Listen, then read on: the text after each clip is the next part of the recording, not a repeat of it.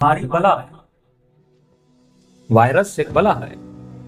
یہ عقیدہ ہونا چاہیے مومن کا کہ اگر میں ایک ایسی محفل میں جا رہا ہوں جہاں ذکر سیدہ ہو رہا ہے، میں اگر ایسی محفل میں جا رہا ہوں جہاں اہل بیت کا ذکر ہو رہا ہے، یہ عقیدہ بنا کے جائے کہ اس محفل میں مجھے کوئی بیماری نہیں لگ سکتی۔ دوسرا معصوم کا فرمان بیماری ہوتی کسے؟ فرمایا بیماری کیونکہ بلا ہے، بیماری نعمت نہیں ہے۔ بیماری انسان کو نقصان دیتی ہے، بیماری اذیت کا نام ہے، بیماری تکلیف کا نام ہے۔ فرمایا بیماری اسے ہوتی ہے جو گناہ کرتا ہے، بیماری اسے ہوتی ہے جو معصومین کے فرامین سے دوری کرتا ہے۔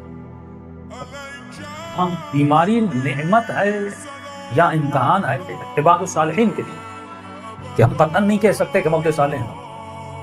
اولیاء کے لیے، ائمہ کے لیے، انبیاء کے لیے بیماری ان کے درجات اور مقامات کے امتحانات اور بلندی کے لیے ہے۔ لیکن عام انسان جب بھی بیمار ہوتا ہے تو یہ سمجھ لے یقیناً میں نے کوئی خطا کی ہے، یقیناً میں نے کوئی گناہ کیا ہے۔ تبھی تو دعائے کمیل میں پڑھتے ہو کہ اللہم اغفر لی الذنوب التی تنزل البلاء، اے خدا ان گناہوں کو بخش دے جن کی وجہ سے بلائیں نازل ہوتی ہیں، جن کی وجہ سے نقمات نازل ہوتے ہیں، جن کی وجہ سے تیری آتی ہوئی نعمتیں پھر واپس چلی جاتی ہیں۔ اب انسان کرے تو کیا کرے بیماری سے بچنے کے لیے؟ ایسا نہیں کہ معصومین نے ہمیں ایسے چھوڑ دیا۔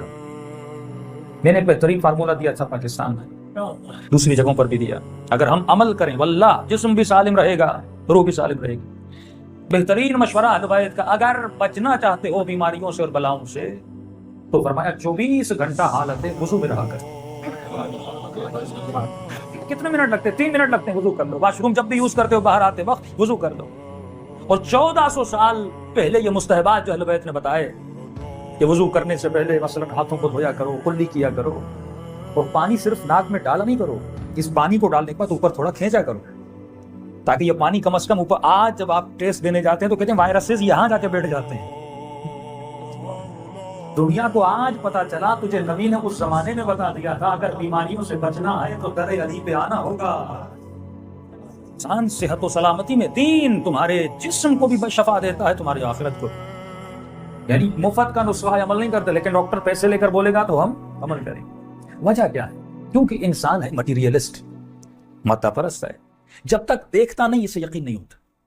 یعنی جب تک یہ دل کی 3 نسیں بند نہیں ہوں گی تب تک گوشت کو نہیں چھوڑے گا، جب تک شوگر نہیں ہوگی میٹھا نہیں چھوڑے گا، جب تک پھیپھڑے خراب نہیں ہوں گے تب تک سگریٹ نہیں چھوڑے گا، جب تک منہ کا کینسر نہیں ہوگا تب تک گٹکا۔ کیوں انسان ایسا ہے؟ کیونکہ یہ مٹیریل ہے، کیونکہ یہ جب تک یہ محسوس نہ کرے فزیکل تب تک عمل نہیں کرتا، جب تک یہ دیکھ نہ لے تب تک عمل نہیں کرتا۔ کیوں واقعات کا آپ کو اوپر اتنا اثر ہوتا ہے؟ بھلا مومن کربلا گیا، یہ ہو گیا، اچھا یہ ہوا، پھر انسان عمل کرنا شروع کرتا ہے۔ کیا پہلے امام حسین پر تجھے یقین نہیں تھا؟ تجھے واقعہ سن کے اتنا اثر؟ فطرت انسان ہے، انسان فزیکل زیادہ ہو، جب تک دیکھے نا، خواب دیکھتا ہے تھوڑا بہت اثر ہو جاتا ہے، واقعہ سنتا ہے اثر ہو جاتا ہے۔ ساتھ والے بندے نے بتایا میرے گھر میں معجزہ ہوا، اب اس کو زیادہ یقین ہو گیا۔ کیا پہلے نیاز اچھی نہیں تھی کہ تم معجزہ دیکھ کے نیاز دینا شروع کر دیتے ہو، منتیں ماننا شروع کر دیتے ہو؟ کیونکہ یہ فزیکل انسان ہے، جب تک دیکھے نا۔ اسی لیے خدا نے انسان کو امتحان میں ڈالنے کے لیے کہا ایمان کی شرط یہ ہے یؤمنون بالغیب، جب تک اس چیز پہ ایمان نہیں لاؤ گے جسے تو نے دیکھا ہی نہیں تب تک تیرا ایمان کمپلیٹ نہیں ہے۔ حور کا وعدہ ہے، دیکھی نہیں ہے، جنت کا وعدہ ہے، دیکھی نہیں ہے، اللہ ہے، دیکھنا نہیں ہے۔ یعنی آدھے، یعنی پورے میرے ایمان اور میری ایکٹیویٹی کا دار و مدار کس چیز پر ہے؟ قبر پر ہے، قیامت پر ہے، برزخ پر ہے، جہنم پر ہے، جنت پر ہے۔ ان میں سے کسی چیز کو میں نے نہیں دیکھا، تبھی معاشرے میں گناہ زیادہ ہے۔ مسلم ہے پر گنہگار ہے، مانتا ہے اہل بیت کو مانتا ہے لیکن گنہگار ہے۔ کیوں؟ کیونکہ اس کا جو مائنڈ ہے وہ مٹیریلسٹ ہے۔ یہ زبان سے مان تو رہا ہے لیکن کیونکہ دیکھا نہیں، اس کے عمل میں وہ جلوہ نہیں ہے۔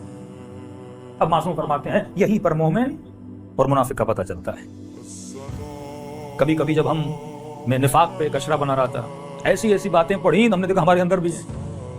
انسان جب پڑھتا پتہ ہی نہیں کہ واقعا میرے اندر بھی منافقان عادتیں ہیں کہ نہیں۔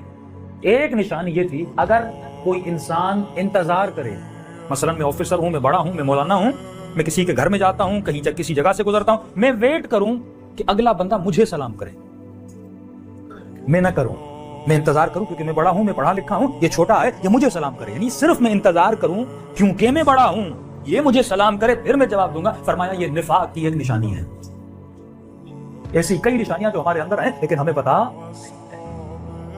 تو جب تک انسان اپنے ذہن کو اور اپنے مفاہیم کو مضبوط نہیں کرتا تب تک انسان کے عمل میں وہ مضبوطی نہیں آتی.